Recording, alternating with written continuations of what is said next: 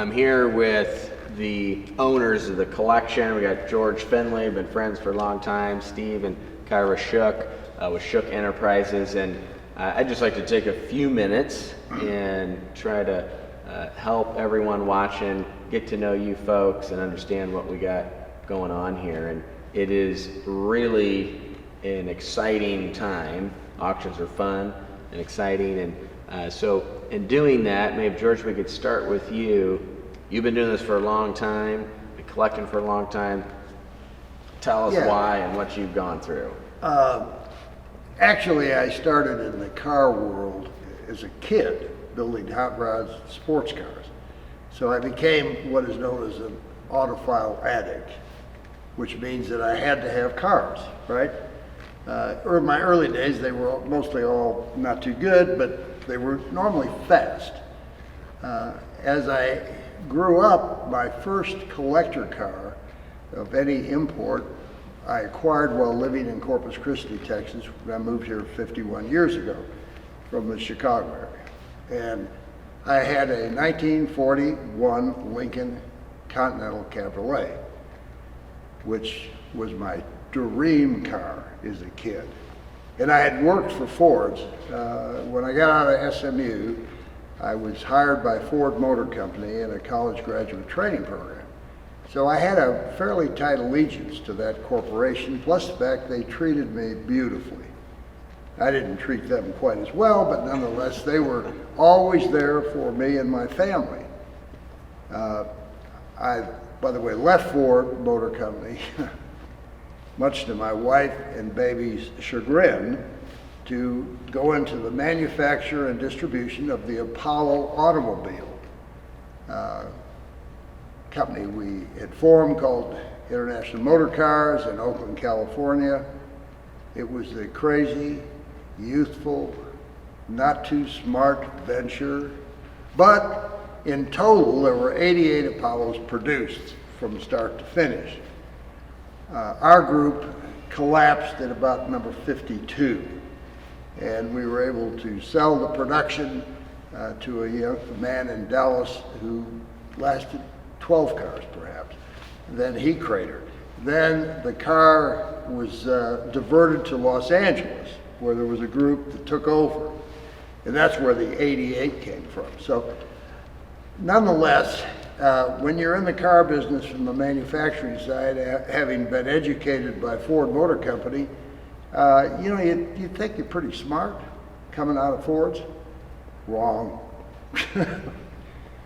We only failed with this automobile because we sold it for less than it cost to manufacture. And the reason that my two partners, Milt Brown and Ned Davis, Ned being the president of the company, the reason they got me involved was because they needed to sell cars. They had a prototype, they had one finished car, they had two on the floor they were assembling. The cars were made in Turin, Italy by Intermeccanica. Great body builder, all handmade, bucked on wooden bucks, aluminum hood and trunk. So they said, Finley, we need you, right? You've got to save us. We're cratering, and we just started. So I didn't get a chance to look at the books closely, which I probably should have in retrospect, like investing in some of the deals at Tucker perhaps. And so what happened was I was successful in marketing the car. The downside was every time we sold one, we lost $1,500, $2,000 per unit. So the faster we manufactured and sold Apollos, the more money we lost. But the good thing about the car business, I think Elon is making a mistake with Tesla because he doesn't know dealers. And what I knew that I learned from Ford was that you could take a brand new car, franchise the dealer, put it on his lot, get paid right away, like COD virtually. So from a cash flow perspective, International Motor Cars was able to struggle on with money coming in.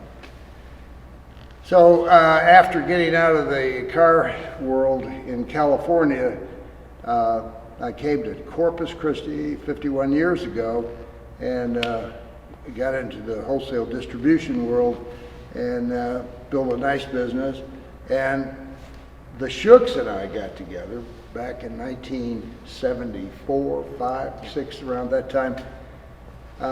Being an ex-car manufacturer of sorts, I had to get an Avanti tube in South Bend, Indiana, from Nate and Arnold Altman, who had taken that company when Studebaker collapsed. So Shook became my right-hand guy in keeping the car running. It was a good car, but nonetheless, as limited production cars go, they have some problems. So this is our third collection, Shook Finley collection of vehicles that we are marketing. However, this is by far the largest. And John's uncle handled the first two auctions under the Cruise banner, did a marvelous job. We were absolutely superb. So when we decided, we interviewed lots of wonderful, very solid auctioneering companies before we selected John Cruise and Worldwide Auctioneers. And we know we made the right choice because I've unfortunately attended many of their auctions, always departing with a car following me from the sale.